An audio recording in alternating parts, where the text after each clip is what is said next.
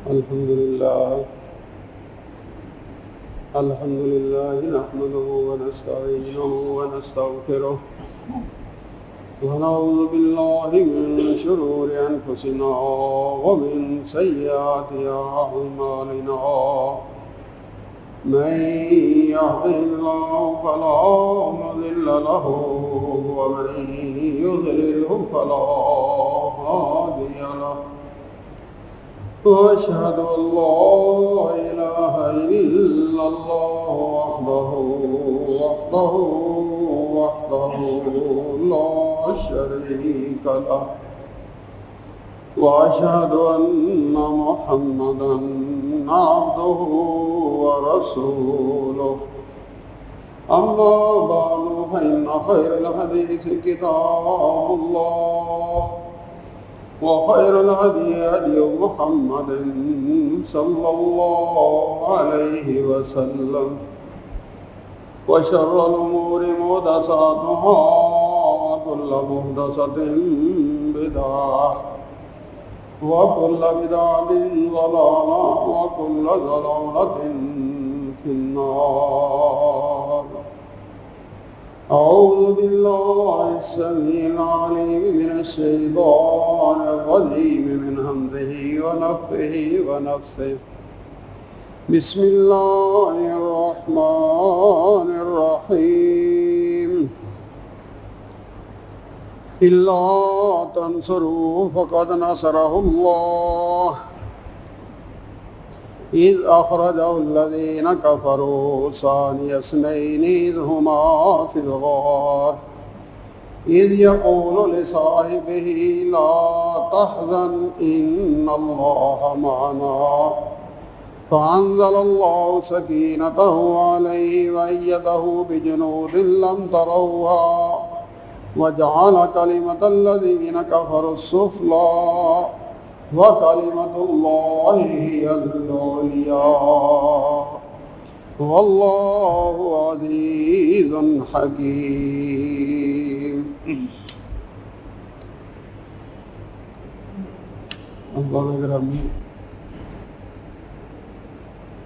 رسول اللہ صلی اللہ علیہ وسلم کی نبوت، بعثت، رسالت، اس کا ابتدائی دور ہے، یعنی اسلام کا آغاز ہے. رسول اللہ صلی اللہ علیہ وسلم ایک دن کعبے کے پاس اپنی عبادت کر رہے ہیں. اتنے میں عقبہ بن ابی معیط یہ آیا اور اس نے آ کر اپنا کپڑا جو ہے وہ رسول اللہ صلی اللہ علیہ وسلم کے گلے میں ڈالا اور ڈال کر اس کو زور سے طاقت سے کھینچنا شروع کر دیا. اب حضرت بکر صدیق رضی اللہ تعالیٰ عنہ آگے بڑھتے ہیں اور اس ظالم کو کندھے سے پکڑ کر رسول اللہ صلی اللہ علیہ وسلم سے دور ہٹاتے ہیں اور ساتھ کہہ رہے ہیں اتقتلون رجلا ان یقول ربی اللہ، کہ اس کو اس لیے تم قتل کر رہے ہو کہ یہ کہتا ہے کہ میرا رب اللہ ہے. یعنی رسول اللہ صلی اللہ علیہ وسلم کا اور تو کوئی جرم نہیں تھا نا کہ کسی کی شان میں گستاخی کی ہو، کسی کے ساتھ زیادتی کی ہو، کسی کے ساتھ حق تلفی کی ہو. سوال ہی پیدا نہیں ہوتا. صرف کیا تھا، اپنے رب کی بندگی کر رہے ہیں. مکے والے جو اس وقت کے بدماش تھے، ان پاور جو لوگ تھے، وہ نہیں برداشت کر رہے. اور رسول اللہ صلی اللہ علیہ وسلم کو جہاں ہر ایک کو اجازت تھی، نبی علیہ السلام کو اجازت نہیں دے رہے. آپ عبادت کر رہے ہیں، گلے میں کپڑا ڈال کر وہ زور لگا رہا، کھینچ رہا ہے. اور حضرت بکر صدیق رضی اللہ تعالیٰ عنہ وہ سخت ماحول کہ جس میں کمزور کے ساتھ کوئی کھڑا نہیں ہوتا، لیکن حضرت بکر صدیق آگے بڑھ کر جو ہے اسے کہتے ہیں کہ کیا جرم اتنا ہی ہے کہ یہ کہتے ہیں کہ میرا رب اللہ ہے. اور یہ بخاری کی روایت ہے جو آپ کے سامنے عرض کی ہے،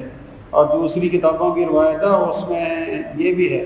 کہ حضرت بکر صدیق رضی اللہ تعالیٰ عنہ آگے بڑھ کر ان مشرکوں سے چھڑا بھی رہے ہیں، اونچی آواز سے رو بھی رہے ہیں، آنکھوں میں آنسو بھی ہیں. دکھ ہے کہ ہمارے پیغمبر نبی کریم صلی اللہ علیہ وسلم کو صرف اس جرم میں کہ اتقتلون رجلا ان یقول ربی اللہ، کہ یہ کہتے ہیں کہ میرا رب اللہ ہے، اس جرم میں تم ان کے ساتھ یہ ظلم زیادتی کر رہے ہو. بہرحال ان بدبختوں کا رویہ اپنی جگہ پر، لیکن اس ماحول میں، اس سختی کے عالم میں اگر کوئی جرت کرتا ہے، آگے بڑھتا ہے، تو وہ حضرت بکر صدیق رضی اللہ تعالیٰ عنہ ہیں، جو کہ نبی کریم صلی اللہ علیہ وسلم کا ساتھ دے رہے ہیں۔ اور رسول اللہ صلی اللہ علیہ وسلم کا ساتھ ہے حضرت بکر صدیق نے صرف اس ایک موقع پہ نہیں دیا۔ جیسے ہی نبی علیہ السلام نے اسلام کی دعوت شروع کی، اسلام کا آغاز کیا، تو حضرت بکر صدیق رضی اللہ تعالیٰ عنہ، جو ان کا ایج گروپ تھا نا، یہ تقریباً نبی علیہ السلام کے ایج فیلو سمجھ لیں، اس عمر کے گروپ میں تھے جو رسول اللہ صلی اللہ علیہ وسلم کا گروپ تھا۔ تو اس گروپ میں سب سے پہلے اسلام قبول کرنے والے اپنے گروپ میں حضرت بکر صدیق تھے۔ ان کی عمر کے جتنے لوگ تھے ان میں سے ان سے پہلے کوئی نہیں، اور اس بات کا ایک دفعہ انہوں نے لوگوں سے اظہار بھی کیا، الست اول من اسلم، اور تمہیں پتہ نہیں کہ سب سے پہلے جو اسلام قبول کرنے والا ہوں وہ میں ہوں۔ یہ بھی ترمذی شریف کی صحیح سی روایت ہے۔ اور یہ نبی علیہ السلام کا جو ساتھ انہوں نے دیا، یہ چند گھڑی چند دنوں کا نہیں ہے، ساری زندگی جو ہے وہ جیسے بھی سرد گرم حالات تھے، حضرت بکر صدیق رضی اللہ تعالیٰ عنہ ساتھ دیتے چلے آئے، بلکہ وہ ساتھ تو آج تک بھی ہے۔ وہ ساتھ صرف زندگی کا نہیں، وہ تو آج بھی ہے، دیکھ لیں دونوں کی قبریں ساتھ ساتھ ہیں۔ اور اسلام قبول کرنے میں پہلے تھے، ابتلا میں، آزمائش میں سب سے بڑھ کر آگے ساتھ دینے والے تھے، اور جب مکے والوں کے ظلم و ستم کے ہاتھوں تنگ ہو کر، بے بس اور مجبور ہو کر رسول اللہ صلی اللہ علیہ وسلم مکہ چھوڑ رہے ہیں، خانہ کعبہ چھوڑ رہے ہیں، تو اس وقت بھی کسی نے ہجرت کے سفر میں ساتھ دیا تو حضرت بکر صدیق رضی اللہ تعالیٰ عنہ۔ اور اس دور میں ساتھ دینا، اپنی جان جو ہے وہ تھیلی پر رکھ کر ساتھ دینا تھا۔ یہ پھولوں کی سیج نہیں تھی، پتہ تھا کہ یہ دشمن جو ہے وہ ہمیں نہیں چھوڑیں گے، لیکن ایک طرف رسول اللہ صلی اللہ علیہ وسلم کا ساتھ تھا، دوسری طرف اپنی جان تھی، لیکن جان عزیز نہیں تھی، رسول اللہ صلی اللہ علیہ وسلم کا ساتھ عزیز تھا، وہ زیادہ پیارا تھا، محترم تھا، اور اس کے لیے حضرت بکر صدیق رضی اللہ تعالیٰ عنہ قربانی دے رہے ہیں۔ ہجرت کے سفر میں بھی ساتھ، ہجرت کر کے آتے ہیں، ہجرت کے بعد ہو یا ہجرت کا پہلا معاملہ ہو، صاحب ثروت تھے، مالدار تھے، تاجر تھے، لیکن جس طرح اپنی جان اس طرح اپنا مال بھی سارا اسلام کے لیے، رسول اللہ صلی اللہ علیہ وسلم کے لیے آپ نے قربان کیا۔ اور یہ ایسی بات ہے جس کا نبی علیہ السلام خود اقرار کرتے تھے، اظہار کرتے تھے۔ آپ نے فرمایا ان اللہ بعثنی الیکم، ارے لوگو اللہ نے مجھے تمہاری طرف نبی بنا کر بھیجا، فقلتم کذبت، اور تم لوگوں نے مجھے کہا تو جھوٹ بولتا ہے، تم نے مجھے کہا کہ تو جھوٹا ہے، جھوٹ بولتا ہے۔ وقال ابو بکر، لیکن ابو بکر تھا جس نے کہا صدقہ، کہ سچ کہا ہے محمد نے جو کہا ہے صلی اللہ علیہ وسلم، یہ سچے ہے۔ جب ساری قوم جھوٹا کہہ رہی تھی، حضرت بکر صدیق رضی اللہ تعالیٰ عنہ اس وقت بھی نبی کریم صلی اللہ علیہ وسلم کو سچا کہہ رہے تھے۔ یہ رسول اللہ صلی اللہ علیہ وسلم خود اقرار کر رہے ہیں، اور یہ بخاری شریف کی صحیح روایت ہے۔ اور اس کے ساتھ ساتھ یہ بھی کہا نبی علیہ السلام نے وَوَاصَانِي بِنَفْسِهِ وَمَالِهِ، جب لوگوں نے مجھے جھٹلایا، ابو بکر نے اس وقت صرف اپنی جان نہیں بلکہ اپنے مال کے ساتھ بھی میرا ساتھ دیا، اپنا مال بھی میرے اوپر نشاور کیا، لوٹا دیا، قربان کیا۔ فَهَلْ أَنْتُمْ تَارِكُونَ لِي صَاحِبِي، اب تم میری خاطر ابو بکر کی جان نہیں چھوڑ سکتے، اس کے ساتھ کوئی زیادتی نہیں کرنی، اس کے ساتھ کوئی تم نے پریشانی تنگی والی، اس کو ستانے والی بات بھی نہیں کرنی۔ تھوڑا سا ان کے اور حضرت عمر فاروق رضی اللہ تعالیٰ عنہ کے درمیان معمولی سی انبن ہوئی تھی کہ معمولی بات، اور جب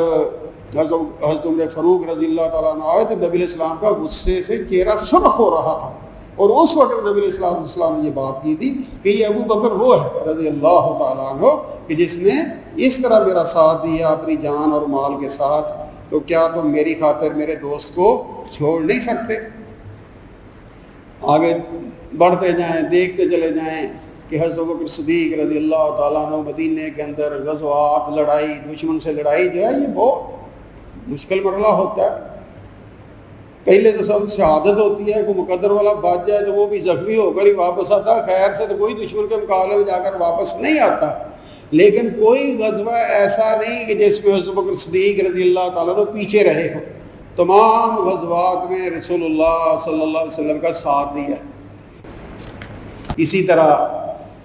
آخری مرض تک یہ نبی علیہ السلام کے ساتھ بھی رہے ہیں، اور بلکہ رسول اللہ صلی اللہ علیہ وسلم نے اپنی آخری مرض کے جو ایام تھے جن میں نبی علیہ السلام کے لیے مصلی پہ کھڑا ہو کر نماز پڑھانا مشکل تھا، تو اس وقت رسول اللہ صلی اللہ علیہ وسلم نے حکم دیا تھا، مرو ابا بکر فلیصلی بالناس، ابو بکر کو حکم دو کہ لوگوں کو نماز پڑھائے۔ رسول اللہ صلی اللہ علیہ وسلم نے خود حضرت بکر صدیق کو اپنے مصلی پہ کھڑا کیا، کہ جس کو نبی علیہ السلام نے مصلی پہ کھڑا کیا تھا، بعد میں لوگوں نے انہیں اپنا سیاسی طور پہ بھی لیڈر امام بنا لیا۔ نبی علیہ السلام نے نماز کا امام بنایا تھا، لوگوں نے انہیں کو اپنا زندگی کا یعنی حکومت کا حوالے سے، خلیفہ کے حوالے سے انہیں اپنا کر لیا۔ بہرحال یہ شرف بھی سارے صحابہ میں کہ ان کی زندگی میں مصلی پہ اگر رسول اللہ صلی اللہ علیہ وسلم اپنی حیات مبارکہ میں کھڑا کر رہے ہیں تو وہ حضرت ابوبکر صدیق رضی اللہ تعالیٰ کو کھڑا کر رہے ہیں۔ شرف ہیں، یہ عزتیں ہیں اور یہ مقدروں والوں کو ملتی ہیں، اور جس کو مل گئی ہے نا قیامت کی دیواروں تک جو مرضی کو آسمان کے تارے توڑ لائے اس مقام کو نہیں پہنچ سکتا جو ان کو اللہ نے دے دیا۔ نہ نبی کریم صلی اللہ علیہ وسلم دوبارہ دنیا میں آئیں گے، نہ کسی کو وہ شرف صحابیت نصیب ہوگا، نہ وہ ساتھ دینے کا موقع ملے گا، نہ اس شرف کو پہنچ سکے گا۔ یہ ان کے مقدر تھے، ان کے نصیب تھے۔ بہرحال دیکھ لیں ان کے نصیب کہ اللہ تعالیٰ نے کس طرح انہیں یہ ساتھ اور یہ عزتیں یہ نصیب فرمائی ہیں۔ بلکہ اللہ تعالیٰ نے جو سمجھ، جو بصیرت، جو دانائی اور مشکل گھڑی میں اپنے آپ کو بھی اور لوگوں کو بھی سنبھالنا، یہ بھی جو شرف حضرت ابوبکر صدیق کو ملا کسی کو نہیں ملا۔ نبی علیہ السلام اپنے آخری سفر پر روانہ ہو گئے، اللہ بالرفیق الاعلیٰ، آخرت کے سفر پر چل پڑے، وفات پا گئے۔ اب سارے کے سارے حضرت عمر فاروق جیسا مضبوط اصحاب والا جو بندہ نا وہ بھی ڈول گیا، نہیں فوت ہوئے، جو کہے گا میں یہ کر دوں گا وہ کر دوں گا۔ حضرت ابوبکر صدیق رضی اللہ تعالیٰ جہاں مدینے سے باہر ان کی رہائش تھی نا، وہاں سے آئے اور آ کر رسول اللہ صلی اللہ علیہ وسلم کی چہرہ مبارک سے چادر اٹھائی، بوسہ دیا اور کہنے لگے کہ دو موتیں نہیں آئیں گی، ایک ہی موت آنی تھی، وہ آ چکی۔ لوگ جو تھے وہ حضرت عمر کے حوالے سے پریشان تھے، حضرت عمر لوگوں کو پریشان کر رہے تھے، ان کے پیچھے ہٹایا، آئے، خطبہ دیا اور اس کے ساتھ ہی فرمایا فمن کان منکم یعبد محمدا صلی اللہ علیہ وسلم فإن محمدا قد مات، جو محمد کی پوجا کرتا تھا صلی اللہ علیہ وسلم، محمد تو اللہ کو پیارے ہو گئے۔ ومن کان منکم یعبد اللہ، اور تم میں سے جو کوئی اللہ کی بندگی کرنے والا، فإن اللہ حی لا یموت، تو اللہ کے لیے موت نہیں، اللہ کے لیے فنا نہیں ہے، تو اللہ کی ذات باقی ہے۔ پھر اس کے ساتھ ہی انہوں نے حضرت ابوبکر صدیق رضی اللہ تعالیٰ عنہ یہ سورہ آل عمران کی آیت تلاوت فرمائی، وما محمد الا رسول قد خلت من قبلہ الرسل افإن مات أو قتل انقلبتم على أعقابكم، کہ محمد صلی اللہ علیہ وسلم اللہ کے رسول ہیں، جس طرح پہلے رسول تھے، جس طرح وہ چلے گئے، یہ بھی اللہ کو پیارے ہو گئے۔ اب ان کے بعد تم دین چھوڑ جاؤ؟ نہیں، اب ہم نے زیادہ اپنے ایمان کے ساتھ، مضبوطی کے ساتھ اپنے دین پر قائم رہنا ہے اور اس دین کو آگے پھیلانا ہے۔ تو صحابہ کہتے ہیں ہمیں ایسے محسوس ہوا جیسے یہ آیت آج نازل ہو رہی ہے، سارا گروہ موجود تھا لیکن اس گروہ کو سنبھالا دینے والا یہ شرف صرف حضرت ابوبکر صدیق کو ملا کہ اس گھڑی انہوں نے یہ بات کہہ کے سب کو سمجھایا کہ بھئی معاملہ جو ہے وہ ہو چکا جو اللہ کو منظور تھا۔ اور ایک اور شرف، اور وہ کیا ہے کہ حضرت ابوبکر صدیق رضی اللہ تعالیٰ عنہ کے والد، ان کا نام ابو قحافہ ہے اور ان کا بیٹا اس کا نام عبد الرحمن ہے، بیٹی کا نام اسماء ہے، حضرت عائشہ کی بہن رضی اللہ تعالیٰ عنہ۔ اب عبد الرحمن کا جو آگے بیٹا اس کا نام محمد ہے، تو محمد بھی صحابی، عبد الرحمن بھی صحابی، حضرت ابوبکر صدیق خود بھی صحابی، اور باپ ابو قحافہ وہ بھی صحابی، چار پشتے صحابی، یہ پوتے کے حوالے سے، دوسری طرف نواسے کے حوالے سے کہ حضرت اسماء وہ بھی صحابی ہیں، اور ان کے آگے بیٹے عبداللہ بن زبیر رضی اللہ تعالیٰ عنہ یہ بھی صحابی، یعنی نواسے کے اعتبار سے بھی چار پشتے، پوتے کے اعتبار سے بھی چار پشتے، اور یہ شرف کسی دوسرے کو نہیں، صحابہ کا بہت بڑا گروہ ہے، بڑے بڑے شرف ہیں، لیکن یہ شرف صرف انہی کو حاصل ہے کہ 4 پشتیں جو ہیں ان کی وہ شرف صحابیت پاتی ہیں، اور صحابی وہ مقدس گروہ ہے صحابہ کا، اور وہ صحابی وہ ذات ہوتی ہے کہ جس کے لیے دوزخ کی آگ حرام ہے۔ یہ رسول اللہ صلی اللہ علیہ وسلم کا شرف ادا حقیقت کہ وہ ذات اتنی مقدس تھی، اتنی محترم تھی، اتنی شان والی تھی کہ جو دیکھ لیتا تھا ایمان کی حالت میں اللہ اس کے لیے بھی دوزخ کی آگ حرام کر دیتے تھے۔ یہ حضرت ابوبکر صدیق رضی اللہ تعالیٰ عنہ کو اللہ نے یہ بھی شرف دیا ہے۔ پھر اس کے ساتھ ساتھ مومنوں کی ماں حضرت عائشہ کے باپ ہیں، تو اس طرح رسول اللہ صلی اللہ علیہ وسلم کے سسر بھی ہیں۔ ایک دفعہ نبی کریم صلی اللہ علیہ وسلم اٹھ کر گئے، ایک باغ تھا عریس، اس باغ کی طرف چلے گئے، وہاں بیٹھے تھے، اور پیچھے حضرت ابوبکر صدیق رضی اللہ تعالیٰ عنہ بھی آئے،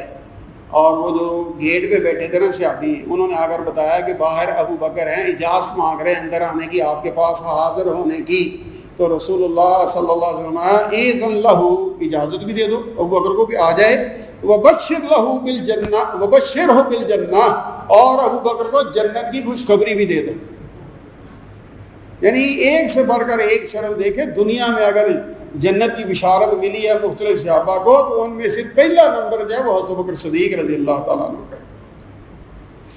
اب یہ حضرت ابوبکر صدیق رضی اللہ تعالیٰ عنہ کی شان، مقام، مرتبہ، شرف، اور بہت سی باتیں ہیں، وقت کی مجبوری اس کے تحت صرف تھوڑی سی باتوں کی طرف اشارہ کر کے اصل مقصد کی طرف آ رہا کہ یہ میرے سمیت، آپ سب سمیت جتنے ہم یہاں بیٹھے ہیں، ہم میں سے ہر ایک کا حضرت ابوبکر صدیق رضی اللہ تعالیٰ عنہ کے بارے میں یہی عقیدہ ہے کہ اللہ تعالیٰ نے ان کو یہ شان، یہ مقام، یہ مرتبہ دیا، یہ فضیلتیں دیں، ان میں سے ہم میں سے کوئی بھی اس بات کا منکر نہیں ہے، اور نہ ہی ہونا چاہیے، نہ ہی ہونا چاہیے، کیونکہ یہ شانیں اللہ نے دی ہیں، بیان رسول اللہ صلی اللہ علیہ وسلم نے کی ہیں۔ اگر ہم ان کا انکار کریں گے تو اللہ کا انکار ہے، رسول اللہ صلی اللہ علیہ وسلم کا انکار ہے۔ یہ تو ہمارا معاملہ ہے کہ جو ہم ماننے والے ہیں، لیکن دنیا میں بہت سے لوگ ہیں جو اللہ کو نہیں مانتے، جو نبیوں کو نہیں مانتے، یا آپ کا سارا روس، سارا چین اتھیسٹ ہے، دہریے ہیں، ملحد ہیں، نہیں مانتے، خدا کے منکر ہیں، نہ مانے کوئی فرق نہیں پڑتا،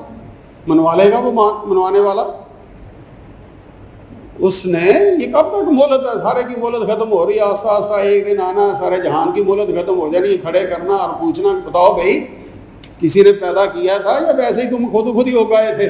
کسی مقصد کے لیے پیدا کیا تھا یا ویسے ہی میری نعمتیں کھا کھا کر تم جانوروں کی طرح زندگی گزارنے گئے تھے۔ پھر ہر ایک کی آنکھیں کھلیں گی، پھر پچھتائیں گے، وہ پچھتانے کے سوا کچھ بھی حاصل نہیں ہوگا۔ بہرحال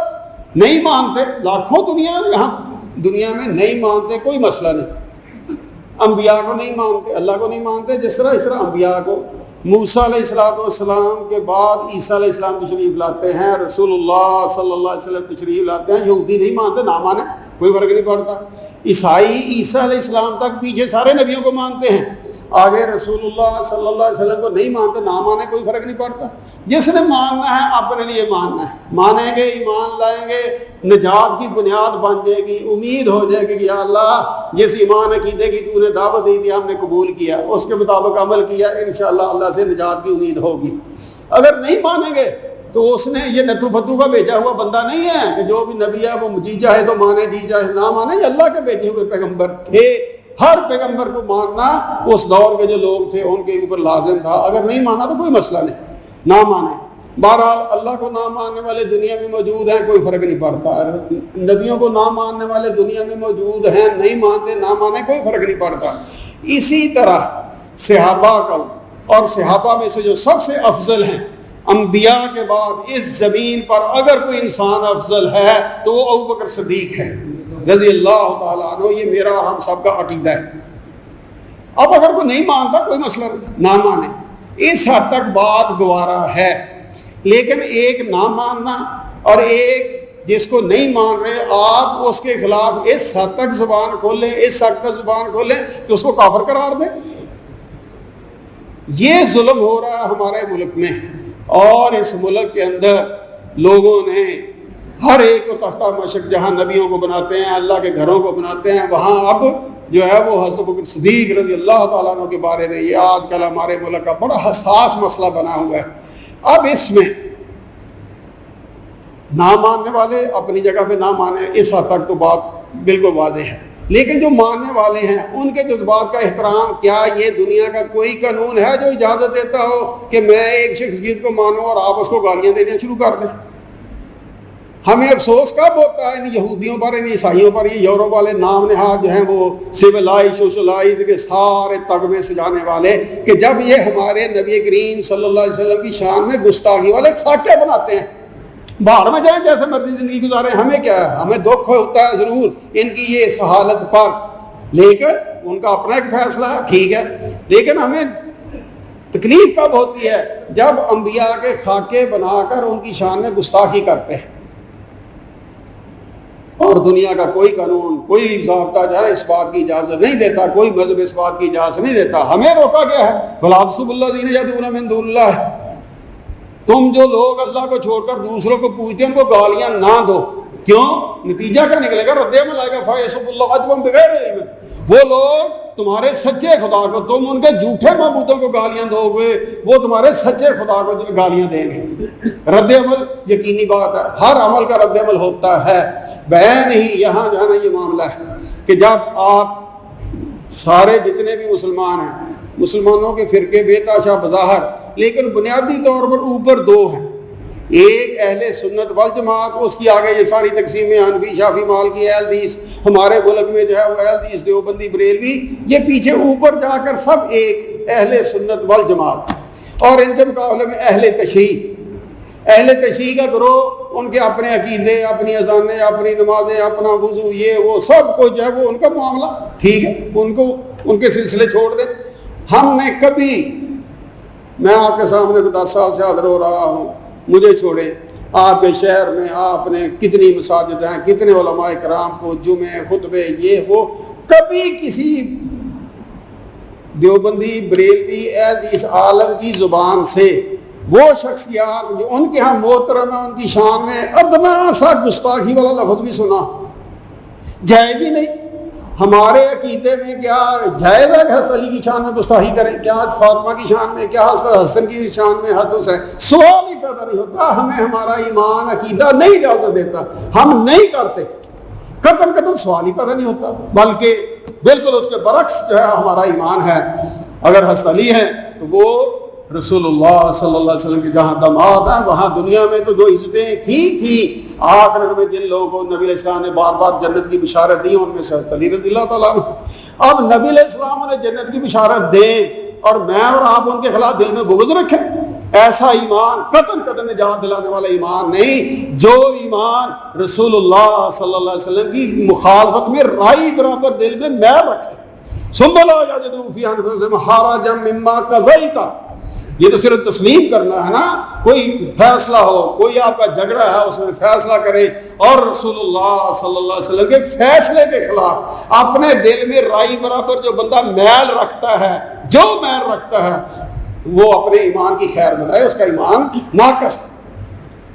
حضرت فاطمہ رضی اللہ تعالیٰ عنہ نبی علیہ السلام کی لخت جگر ہے، آتی نبی علیہ السلام اپنی چادر بھی اوپر والی اچھی طرح سنبھال لے نہیں ابھی، اور آگے بڑھ کر پیار محبت جس طرح باپ بیٹی کا پیار ہوتا ہے اس طرح ان کو میرے حضرت حسن ہے، حضرت حسین رضی اللہ عنہما سیدہ شباب اہل الجنہ، وہ جنت کے نوجوانوں کے سردار ہیں۔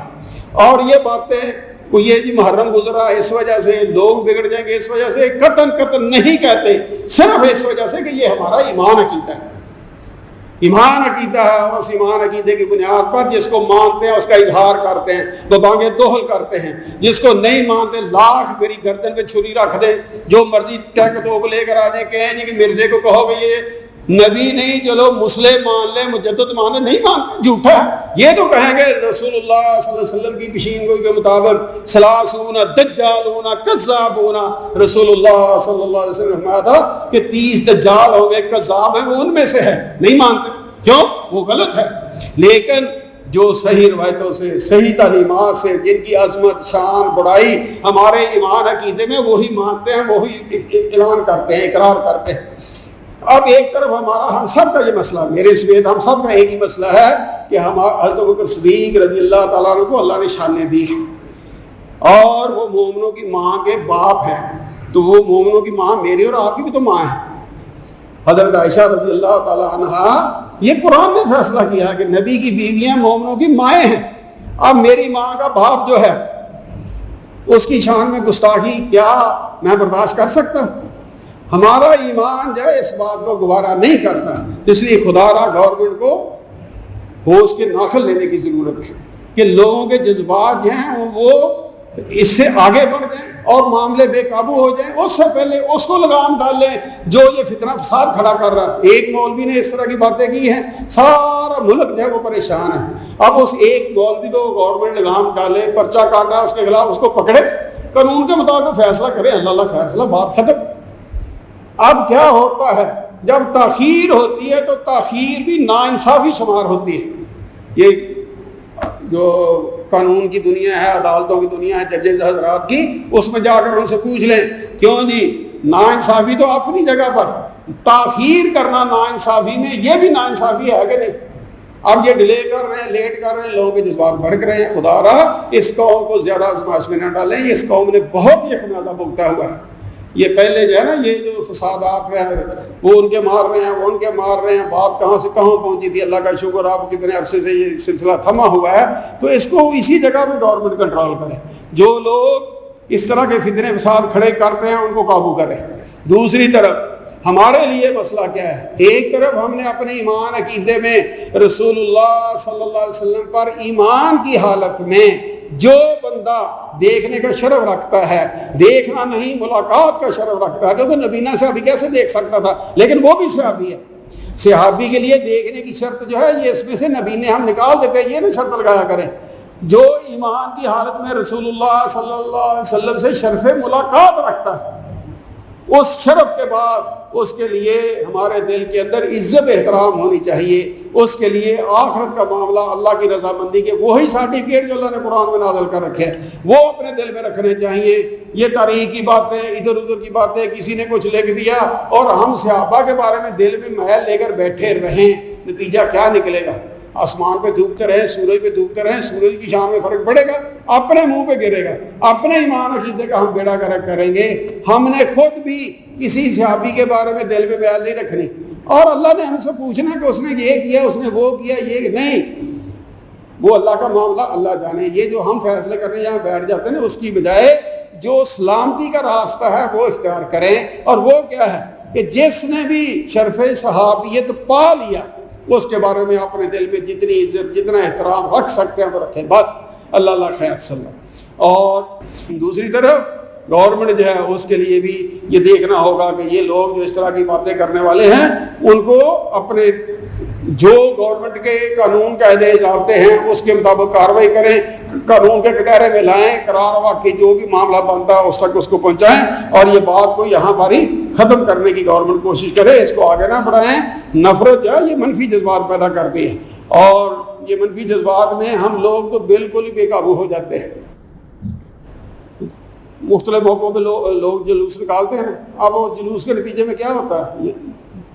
یہ توڑ وہ توڑ، یہ توڑ وہ توڑ، یا اپنے بھائیوں کی چیزوں کا ہم نقصان کرتے ہیں یا گورنمنٹ کی چیزوں کا نقصان کرتے ہیں۔ تو گورنمنٹ بھی تو ہماری ہے، ملک بھی تو ہمارا ہے۔ اب یہ نقصان کرنے سے کیا وہ جس کی خاطر آپ نے جلوس نکالا وہ نقصان پورا ہو جاتا ہے؟ یہ انداز ہی غلط ہے۔ احتجاج کا آپ کا حق، آئینی قانونی حق ہے، احتجاج کریں، لیکن ہمارے لیے سب سے سیف راستہ آج کل، بہت ہی سیف راستہ، آپ نے اپنے نمائندے چنے ہیں، ایم پی ایم این اے حضرات، یہ آپ کی آواز ہے، ان کے پاس جائیں کہ آپ جس طرح ہمارے دوسرے سیاسی سماجی مسائل، ہمارے مذہبی مسائل کو بھی حل کرنے والے آپ لوگ ہیں، یہ ہمارا دکھ ہے، یہ گورنمنٹ کے دروازے کھٹکھٹائیں، انہیں کہیں کہ ہوش کے ناخن لیں، ہوش کریں اور سنبھالیں ان معاملات کو، یہ اپنی آواز ان تک پہنچائیں، انہیں کہیں کہ آگے جا کر آواز پہنچے، دیکھیں جو صحیح معاملہ ہے اس کے وہ راستہ جائے وہ اختیار کرنا، یہ ہمارے لیے ضروری ہے، صحیح ہے، اور اس کے مقابلے میں اپنے نقصان کرتے چلے جانا، دشمن تو پہلے یہی چاہتا ہے، دشمن تو پہلے یہی چاہتا ہے۔ دیکھیں دنیا میں ہر جگہ پر اگر خون سستا ہے تو مسلمان کا، اگر املاک تباہ ہو رہی ہے تو مسلمان کی، اگر تباہی ملکوں کی مچ رہی ہے تو وہ مسلمان کی آج کے پڑوس سے شروع ہو جائے مقبوضہ کشمیر میں مسلمانوں کی تباہی مچی ہوئی ہے. افغانستان چلے جائیں وہ تباہی مچائی ہے کہ 100 سال تک افغانستان قدموں پہ نہ آ سکے. آگے چلے جائیں عراق کی تباہی مچی, یمن کی تباہی مچی ہوئی ہے, فلسطین ہے, جہاں کہیں بھی خون بہہ رہا ہے وہ مسلمان کا بہہ رہا ہے. یہ عالمی سازش ہے اور ہم ایسے نادان ہیں کہ ان کے اعلی کار بن جاتے ہیں. اور اب یکا یک فوراً دنوں میں گیم جو ہے وہ چینج ہو رہی ہے اور جو ہے وہ شیعہ سنی کا فساد جو ہے وہ کھڑا کرنے کی پوری عالمی سطح پر مسلمانوں کو 2 بلاکوں میں کھڑا کر کے لڑائیں گے اور اپنا اسلحہ بیچیں گے. ان کی تباہی, ملکوں کی تباہی, قوم کی تباہی, اور پھر اسی طرح یہ جو پیچھے چلیں گے کم از کم 50 سال کے لیے جس طرح کے جو باقی ملکوں کا حشر ہوا ہے. تو خدا را ہمیں بھی ہوش کے ناخن لینے ہوں گے جو ہمارے ذمہ دار ہیں, اور خاص طور پر دینی فکری رہنمائی کرنے والے لوگ جو ہیں وہ قطن کسی کا علاقار نہ بنے.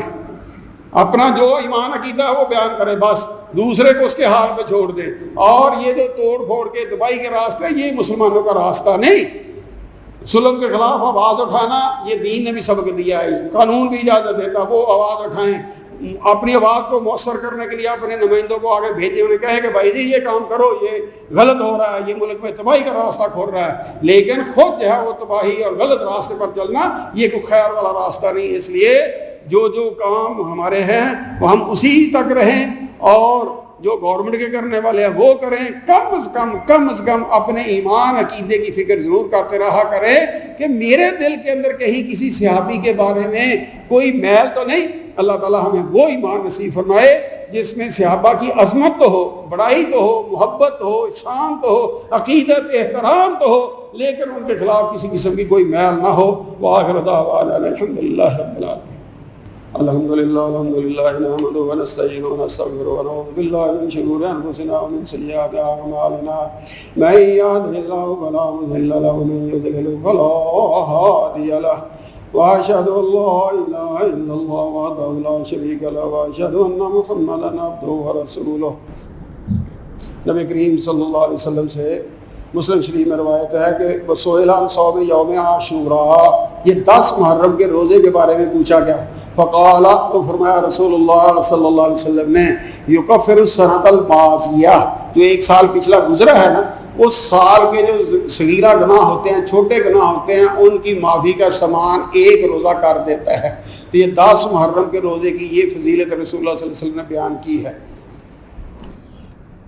حضرت معاویہ رضی اللہ تعالیٰ عنہ نے حج کے بعد